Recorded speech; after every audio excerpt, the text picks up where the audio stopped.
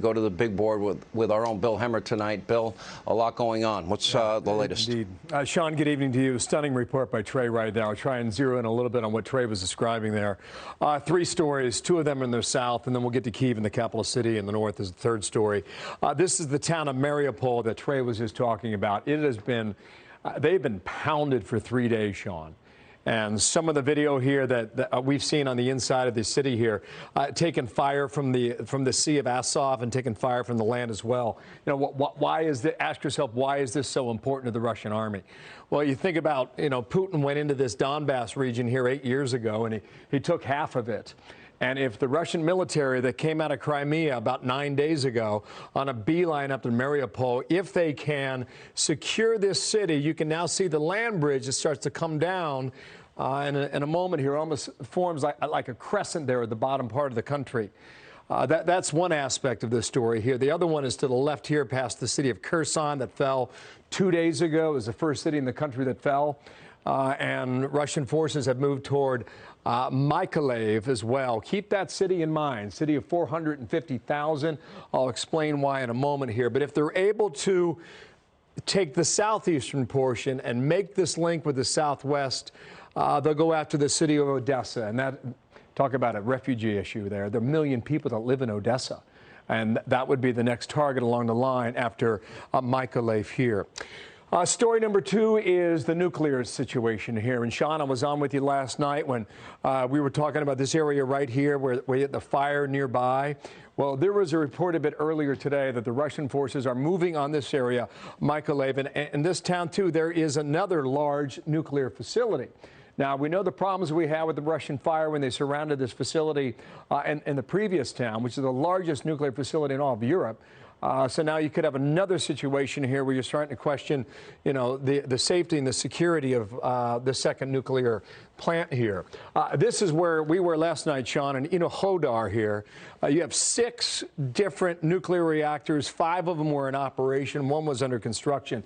The good news in all of this, if you can even say that, the good news that we found is that the fire was about 1,200 feet away from the reactor itself and might have saved an enormous disaster of immense proportions here just 24 hours ago. Let's pop on over here to the north, Sean. I know you had questions a moment ago to Jen about what's happening with this convoy. It is still pretty much stuck where it is. It has been for the past several days. But the forces here are outlined in this red area here. And Sean, I know our viewers, some of them have seen these pictures online. I know you have as well, and I've seen them for the past week. Some of these towns in this red portion here have been absolutely annihilated.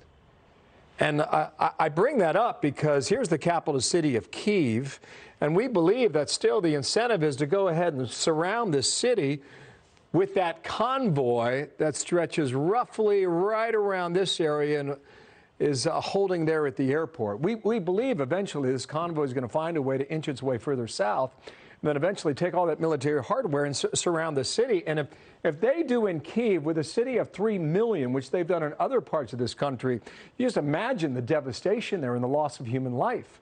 It's staggering, really, when you think about it here. And they have not done, I want to make this clear, they have not gotten to this point yet.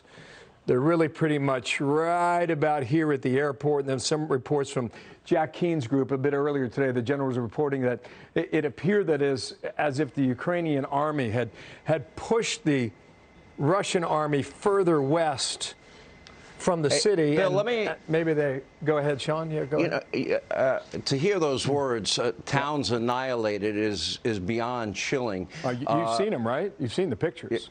I've seen the pictures. Yeah. All right, so they've been trapped there. Jennifer mentioned that a bridge had been blown out.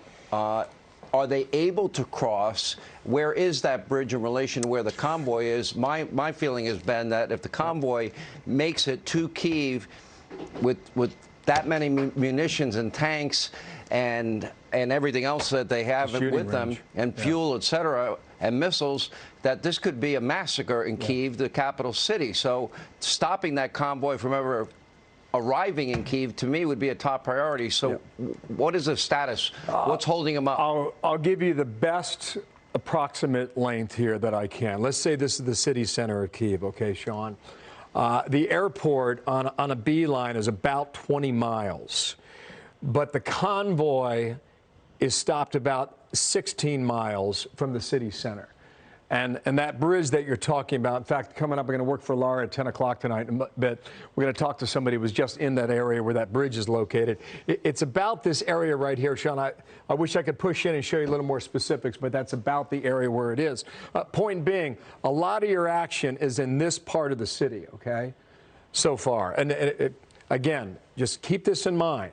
If we get a few days from now, or even a week, or even 2 weeks from now, this is still the intent, we believe, on behalf of the Russian army. And the reason why I make that point, Sean, is because the city of Kharkiv, Russian-speaking, 1.5 million, 20 miles just across the border from Russia here.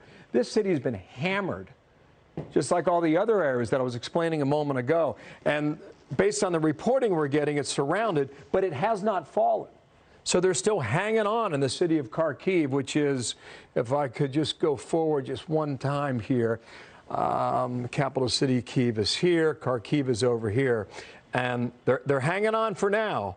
But you have to wonder what is left of that city, and frankly, there's not much. I'll show you one more thing here, Sean, just to complete the story. 1.2 million refugees, and that number is going to change every day, and unfortunately, it's only going to go higher from here. Sean. All right, Bill Hemmer, very informative. Thank you. Hey, Sean Hannity here. Hey, click here to subscribe to Fox News YouTube page and catch our hottest interviews and most compelling analysis. You will not get it anywhere else.